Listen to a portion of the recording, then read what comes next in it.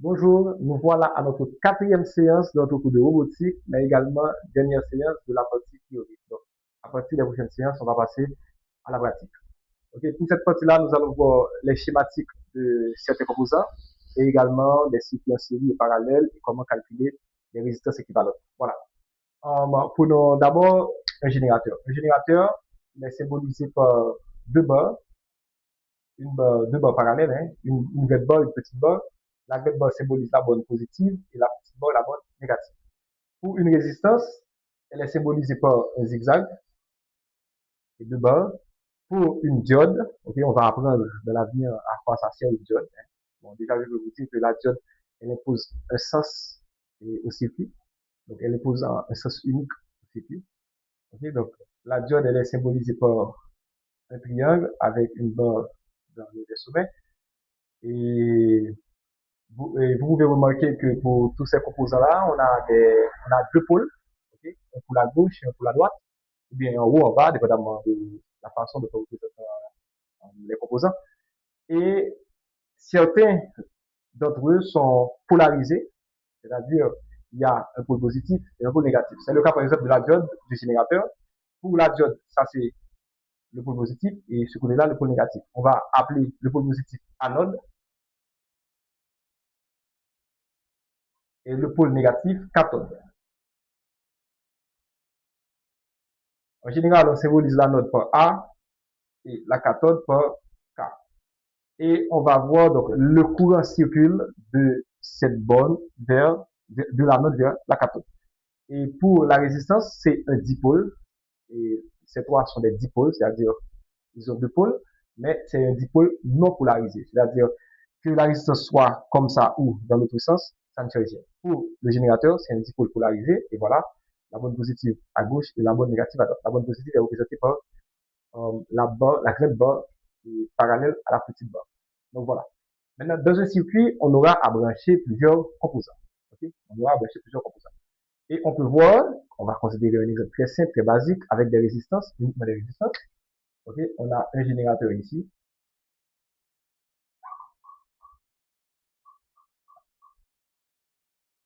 et deux résistances. Okay? Donc, on a cette configuration et on peut aussi avoir celle-là.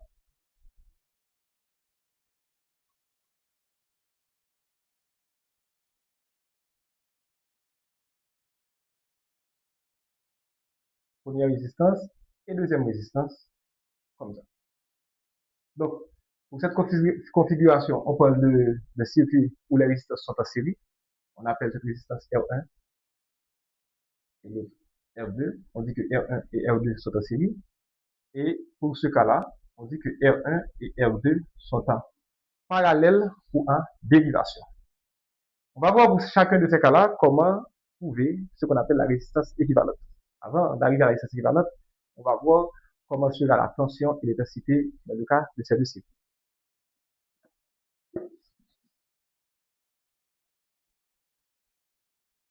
Remarquons bien que pour mesurer, pour mesurer une tension, on utilise un appareil qu'on appelle le voltmètre. N'oubliez pas que la tension s'exprime en volt et l'instrument de mesure de la tension, c'est le voltmètre. Le symbole du voltmètre, c'est un cercle avec un V au milieu. Et pour mesurer l'intensité, l'intensité s'exprime en ampères et le nom de l'instrument permettant de mesurer l'intensité, c'est l'ampèremètre. Et l'ampèremètre, le symbole est pareil, c'est un A encerclé. Voilà, ils sont encore des dipôles, voltmètre et ampèremètre, bien entendu. Et pour mesurer la résistance s'exprime en ohm, ce sera un ohmmètre avec le symbole oméga, ok, ce qui veut dire ohm, ok, l'unité de la résistance. Bien entendu, dans le cas pratique, quand on fait les mesures, on n'a pas à utiliser un voltmètre séparé de l'ampèremètre ou de l'ohmmètre, mais on utilise un appareil que je vais vous présenter dans la prochaine séance, qu'on appelle un multimètre ou encore un polymètre, que les gens appellent par habit de langage testeur ou multitesteur. On va voir également comment l'utiliser à partir des prochaines séances. Maintenant, pour mesurer la tension aux bornes d'un composant, eh bien, il faut brancher le voltmètre en parallèle au composant. Par exemple, si on veut mesurer la tension aux bornes de R1, donc on va brancher le voltmètre aux bornes de R1, comme ça. N'oubliez pas que la tension, c'est la différence de potentiel, c'est-à-dire la tension aux bornes de R1, qu'on peut appeler UR1, okay? C'est la différence de potentiel entre le potentiel de gauche et le potentiel de droite. Okay? Donc, effectivement, dans ce cas, puisqu'on fait une différence de potentiel entre deux niveaux, eh bien, le voltmètre se branche sur les deux niveaux. C'est-à-dire que pour mesurer l'intensité, eh bien, l'ampèremètre doit être branché en série. Si on veut mesurer l'intensité au bord de R1, eh bien, à ce moment-là, on doit ouvrir le circuit et intégrer l'ampèremètre. À ce moment-là, le courant sortant de la borne positive du générateur pour aller à la borne négative, le sens conventionnel du courant, c'est de la borne positive vers la borne négative, eh bien, le courant passe par l'ampèremètre et n'oubliez pas que le courant, l'intensité, c'est comme un débit, c'est-à-dire la vitesse à laquelle le courant passe, l'électricité passe, la vitesse de course des électrons, eh bien, en courant comme ça, ok, eh bien, on prend la mesure de l'intensité de l'ampèremètre et cette intensité-là est la même qui passe en R1 et en R2. Ceci étant dit, dans un circuit en série, on a une seule intensité. Et l'intensité du générateur, donc on va dire que l'intensité du générateur est égale à l'intensité de la résistance 1, qu'on appelle I1, on peut appeler I1, et qui est égale à l'intensité de la résistance 2, I2. C'est ce qu'on appelle l'unicité de l'intensité dans un circuit en série. Okay, dans un circuit en série. Tandis que, on va voir pour la tension. Pour la tension, c'est différent. La tension qu'on a au bord du générateur, qu'on peut appeler UG, okay, c'est la tension entre ces deux points-là. Hein. Bon, vous savez que tous ces points-là ont le même potentiel, puisqu'il n'y a aucun appareil, aucun composant qui se trouve ici. Donc, que l'on branche le voltmètre ici, ici et ici, ça revient au même. Tant qu'on ne traverse pas un composant.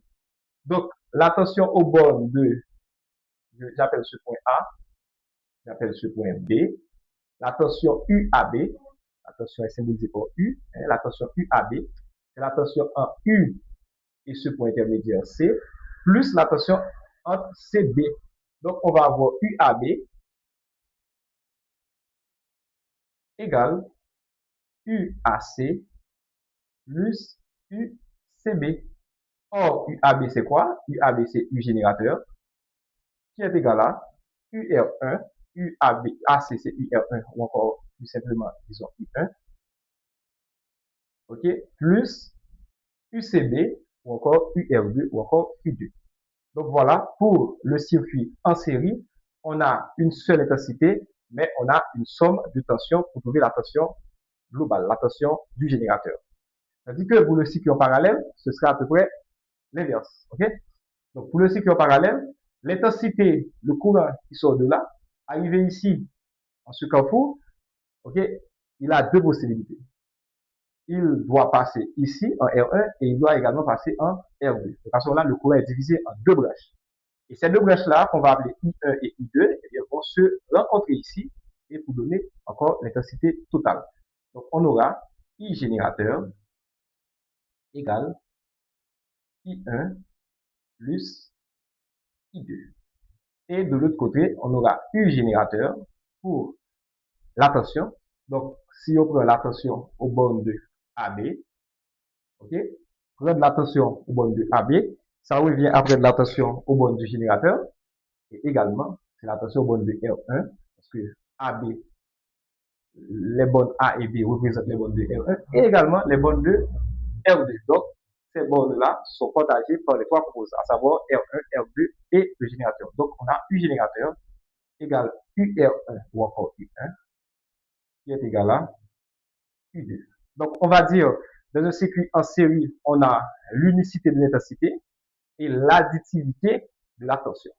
Et dans un circuit en parallèle, on a l'additivité de l'intensité ou des intensités, si vous voulez, et l'unicité de la tension. Ceci étant dit, ces quatre formules vont nous permettre de définir ce qu'on va appeler une résistance équivalente. La résistance équivalente sera quoi pour nous? C'est une résistance unique qui pourrait remplacer ces deux-là dans le cas d'un circuit en série ou ces deux-là dans le cas d'un circuit en parallèle. Théoriquement, c'est ça. Ok, donc on aura une seule résistance et cette seule résistance à elle seule donnera les mêmes effets que ces deux résistances ensemble. Et le même cas pour le circuit en parallèle. Et dans le cas pratique, on peut avoir un circuit, on fait des calculs et on trouve une valeur de résistance. Et cette valeur de résistance n'existe pas sur le marché. Donc à ce moment-là, on aura à utiliser des combinaisons de résistance. Et conformément au principe de résistance équivalente, on peut retrouver la résistance, les résistances à combiner pour avoir la résistance trouvée dans le calcul. On va voir cela rapidement et de manière pratique. On va calculer. Donc, je vous donne les formules, je vous fais donc des démonstrations, et si vous le demandez, donc on pourra revenir là-dessus. Pour un circuit en série, la résistance équivalente, dans le cas avec deux résistances uniquement, sera la somme des résistances. Donc, sera R1 plus R2. Ça, c'est le circuit en série. Tandis que pour le circuit parallèle ou dérivation, la résistance équivalente se fera de cette manière-là. L'inverse de la résistance équivalente sera la somme des inverses des résistances.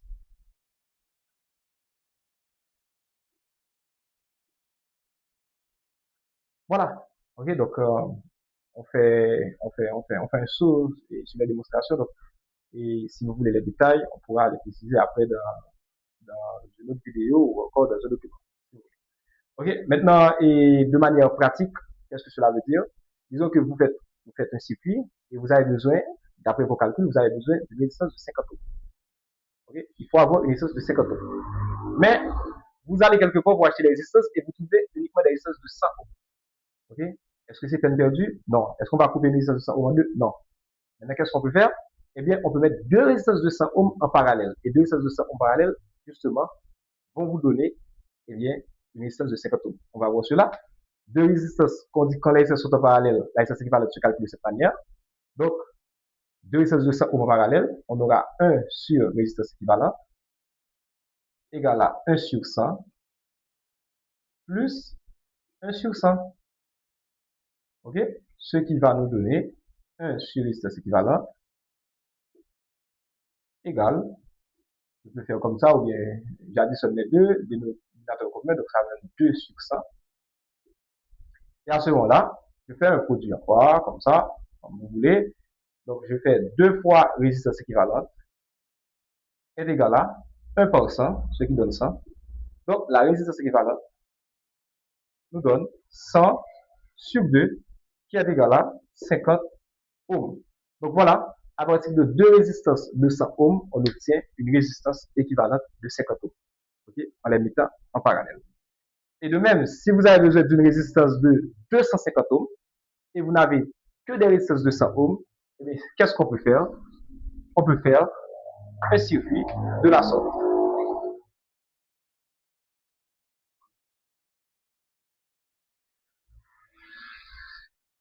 Voilà. Avec ces deux résistances de 100 ohms, ok, chacune de 100 ohms, chacune 100 ohms, disons ça pour éviter la confusion, on aura ici une résistance équivalente de 200 ohms parce qu'en série, on additionne les résistances.